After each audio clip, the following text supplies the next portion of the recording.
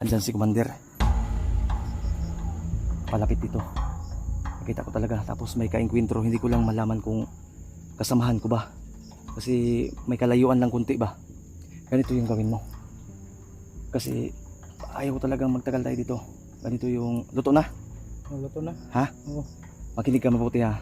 Instruction ko. Sabihin mo sa kasamahan mo yung sniper na bumaba kasi utos ni Commander. Pinadalan siya ng pagkain. Doon kayo sa kabila. Doon sa unahan na, doon papunta ha. Huwag doon. Kasi may ka-encuentro sila. Di ko lang alam kung sundalo ba yung ka-encuentro.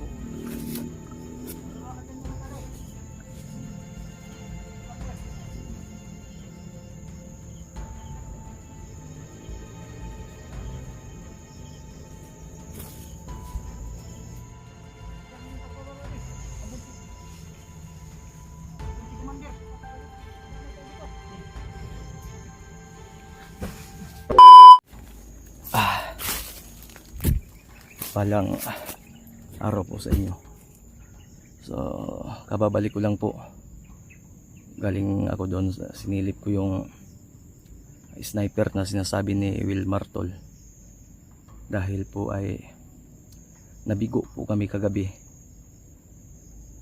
dahil may dumating na 6 na mga kasamahan nila. Aktualan po talaga. Tapos kinausap ng mga kasamahan nila itong sniper na ito na overtime daw, na magbabantay dyan sa sa site na yan kasi pinuntahan ko nga kanina tol. At gusto ko talagang alamin kung bakit talaga hindi nila maiwan-iwan yung parang area na yan ba o kahoy na yan. Kasi nga pala may daunan pala doon sa pabor pala sa daunan sa kunwari kami mga hunter may daan ba, at kung doon mo naman titingnan papunta rito hindi mo siya makikita. Kaya kapag nag-snipe siya pabor na pabor tayo, kaya delikado tayo. Yan nga, kinausap ng 6 nilang kasama na mag-overtime. Tapos ngayon hindi pa rin bumaba. So nainip na ako doon at naghahanap ako ng posibleng exit namin kung sakaling ipagkaloob ng Panginoon na magtagumpay tayo sa paunang mission natin sa buwan na ito. Yun nga yung kwintas ko kasi tol, parang ginagambala ako tol ng mga gabay at syempre ng lolo ko. Lagi kong naiisip sa tuwing natutulog ako tol na bakit ko daw hinayaan yung bagay na kailanman ay hindi ako pinabayaan sa lahat ng bagay. Pero alam nyo, sa totoo lang po, mula po talaga sa isip at puso ko na pabayaan yung kwintas. Wala po talaga, dahil mahal na mahal ko po yun. Mawala na lang siguro yung mga dito sa mundo, tawag dito, mga kahilayan ba o mga bagay-bagay sa mundo o mga material na bagay, wag lang yung kwintas ko. Kaya bumalik ako dito tol upang mag plan B, kasi kanina ko pa ito iniisip,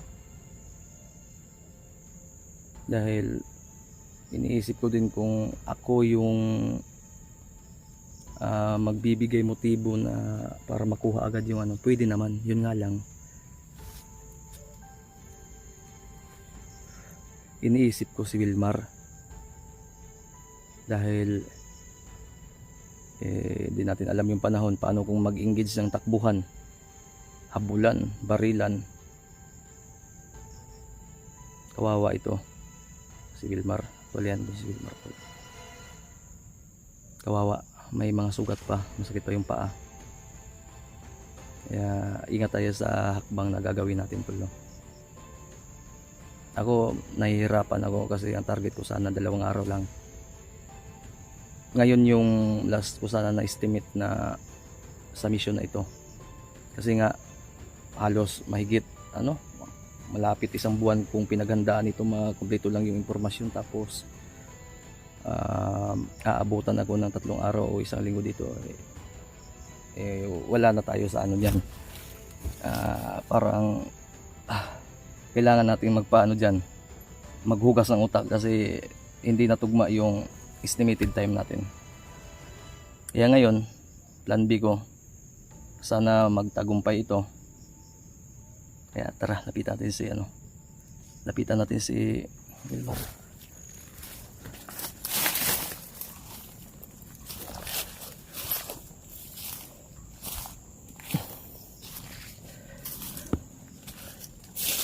Musa din ni Brad, wala ikuan.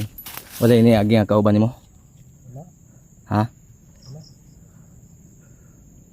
Balik ko kay dito ko ba ni tanaw kog mga maato ang agihan ng ta niya. Dilay man ko. Dili ni pwede ni nga magdugay ta diri. Dugay pa ginay lang karelibo. Dumating.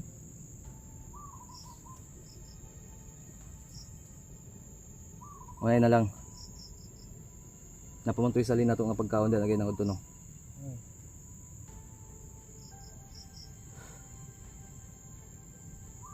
Magkuan ta kaning plan B sa ta. Ngayon na lang. Unsa ba interesado ka nga imo siyang pangitaan ni magpamaagi, gawan mo ng paraan doon na makumbinsi mo bumaba, kumain muna. Gawan ba ng paraan? Sure ba? Oo. Sige. Wait lang, isa ko.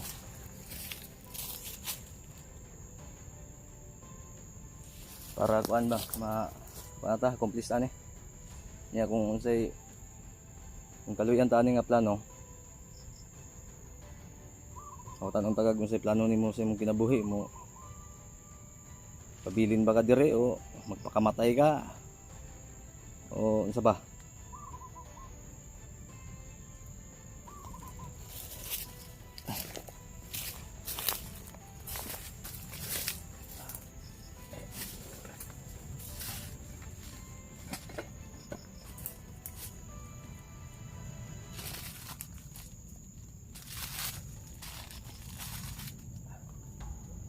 Ano mo baton? Ano mo sa pagkaon dito? Para mo baba siya ba? Ha?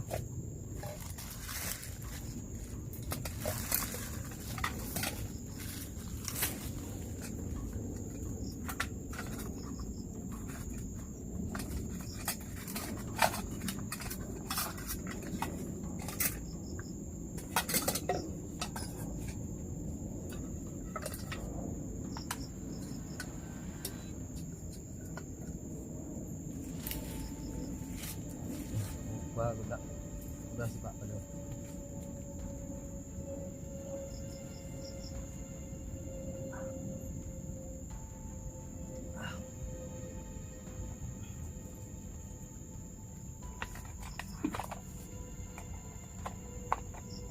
Dapat naik gas ya.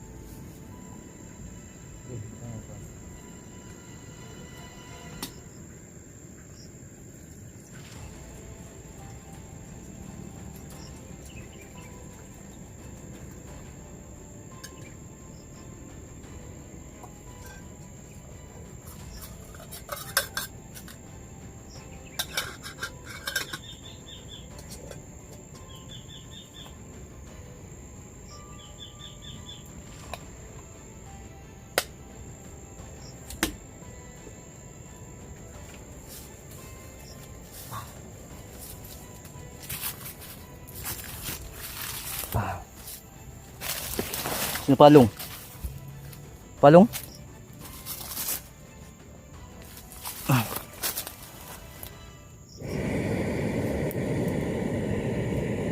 Dito ba ba?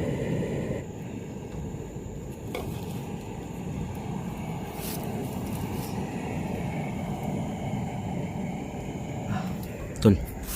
Yan yung ano namin. May plano karon, Brad. Kani ayaw ni guna-una nga gamito na ako ni Simo ha. Ha? Plan B ko kay ano. Ayaw kong may stranded tayo dito sa ano na yan, mission na yan. Ganito ang gawin mo. Pag maluto gani ni, dalhin mo sa kanya. Hiluan na to ng mananapa na. Ha? Siguraduhin mo na hindi ikaw yung makakain sa may ano ha, may lason ha. Lalasunin natin yan para makatulog na, mamatay ng gago na. No choice tol. Kailangan gawin to para mag-ingat ka ha. Kung ano yung sasabihin ko na ibibigay mo sa kanya, yun yung ibigay mo. Ha? Okay, paglutuan eh.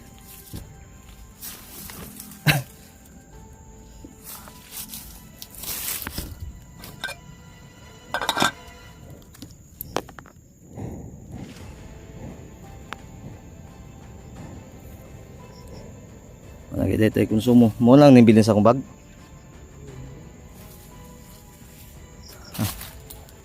Yun sa mga tingog na kuan, mga kauban na siguro hindi mo na ba? Makasama mo yan? Oo, tama naman yan. No-choice ako tol. Tanbi. Lalasunin natin yan. Ingatan mo lang na baka makalimutan mo ba? Baka ikaw yung makakain ng lason ha? Brad. Basta ikaw may makakaon sa hilo. Ikaw may madiduan eh. Okay rasin mo ha? Pero wag kang kabahan ha dahil ano ko yan eh. Secret weapon ko yan. Wag kang mag-alala dahil hindi ko yan gagawin sa'yo. May Panginoon na ano. Kailangan lang natin itong gawin. Kailangan mo lang din mag-isama, mag-coordinate sa akin para madali yung ano natin. Yung pagbawi sa pintas ha. Pero wag andun pa rin yung ano, yung tinuro ko sa iyo na estilo ba sa pagkikipag-usap. Dapat siguraduhin mo talaga na hindi ka mahahalata sa plano ha.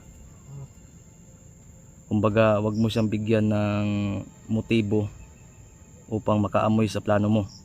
Ha? Maliwanag? Good. Yan tol, antay lang namin maluto tol.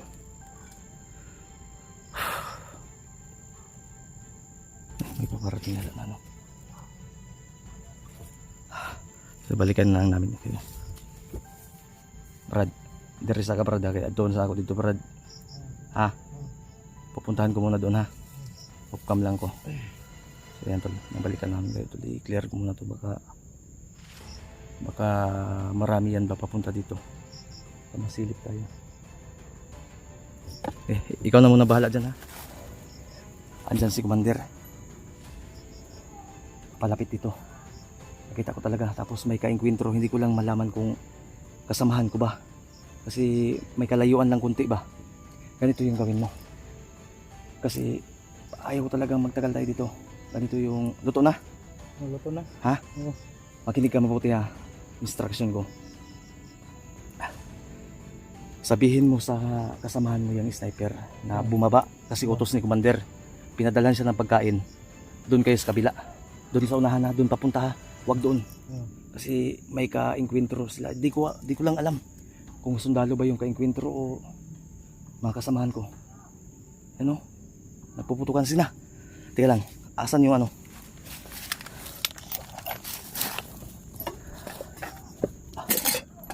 Ito. Makinig ka. Itong ibibigay ko sa'yo. Tandaan mo ha kung saan yung may lason ha. O O sige, lagyan mo. Dali, lagyan mo. Lagyan mo ng ano. Sige, sige. Ano? Hawakan mo. Isa natin bago pa tayo butan nila. Lagyan mo ng ano yan. Ano?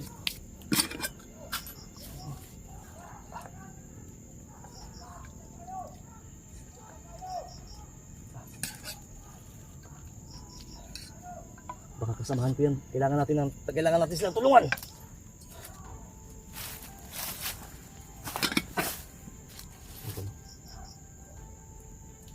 Yang may takip. Yan yung lalagyan natin ng lason.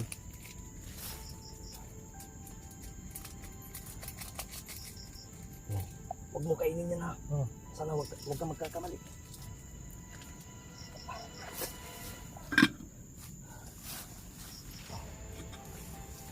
Okay lang.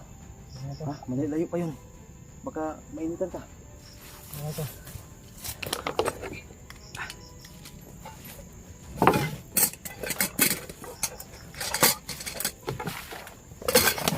Sige na, mauna ka na doon. Sige na, mauna ka na ha. Antayin mo ko sa unahan. Mag-iingat ka.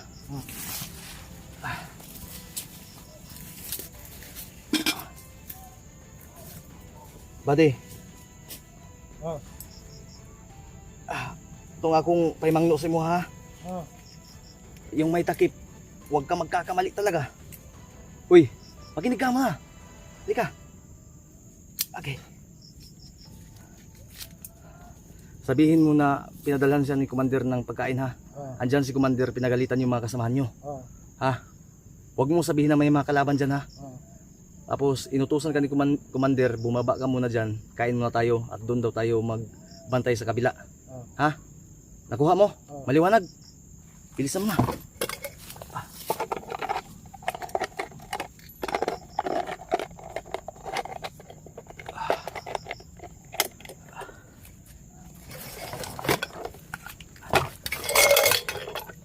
Saan ba na yun?